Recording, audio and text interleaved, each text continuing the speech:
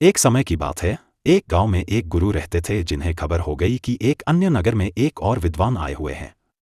वे अद्भुत ज्ञान के मालिक थे और आगे बढ़ने के लिए सबकी सहायता कर सकते थे। ये खबर सभी को बहुत पसंद आई और सभी लोग उस नगर में उनसे मिलने के लिए जूझने लगे। इन दो विद्वानों की राज्य को पता चलते ही वहां का राजा उनसे बात करने के लिए अपने दरबार में बुला ले आए। राजा ने दोनों विद्वानों से अपने राज्य में ज्ञान का प्रचार करने का आग्रह किया।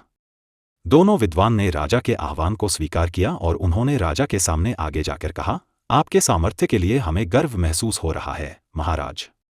हम आपकी सेवा में हमारा सर्वोच्च कर्तव्य मानने के लिए तत्पर हैं। राजा ने खुशी से भरे होठों से कहा, तुम्हारे सामान्य भाषा में जनता को समझाओ। पहले विद्वान मुस्कुराते हुए बोले, अच्छा महाराज, हम आपके राज्य के राजा और प्रजा के बीच बातचीत को सुगम बना सकते हैं। राजा ने आश्चर्यचकित होते हुए कहा, मुझे बिल्कुल आश्चर्य हो रहा है कि तुम कैसे कर सकते हो।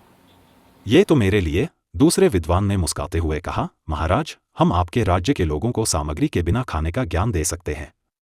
राजा ने बहुत ही आश्चर्यचकितता से कहा, मैं ये सचमुच मानने में सक्षम नहीं हूं। कृपया मुझे बताओ, तुम इस बात को कैसे संभव कर सकते हो। पहले विद्वान ने कहा, महाराज, हम विज्ञान का उपयोग करके एक ऐसा उपकरण बना सकते हैं जिससे हम राजा की मर्यादा के साथ बातचीत कर सकते हैं। यह उपकरण हमारे बहुत सारे प्रयोगों को सुलभ बना सकता है और आपके ग्रामीणों के बीच सामर्थ्य का निर्माण कर सकता है।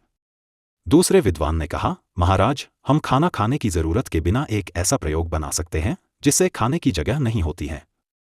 यह उपकरण आपके लोगों के लिए आरामदायक और स्वास्थ्यप्रद होगा। ये सब सुनकर राजा बहुत प्रभावित हो गए और उन्होंने दोनों विद्वानों का स्वागत किया और अपने राज्य में इन उपकरणों का प्रचार कार्य करने के लिए उन्हें सौभाग्य दिया। दोनों विद्वान ने राजा की प्रशंसा करते हुए उनकी सेवा में खुशीपूर्वक काम किया और सभी लोग उन्हें प्रमाणित करते थे। इस कहानी से हमें यह सिखाया जाता है कि समय के साथ ज्ञान विकसित हो रहा है और बहुत से अद्भुत आविष्कार हमारी मदद कर सकते हैं। दो विद्वानों के उदारता, समर्पण और सेवाभाव की मिसाल हमें ये बताती है कि हमें हमारे ज्ञान और कौशल को समाज की सेवा में लगाना चाहिए।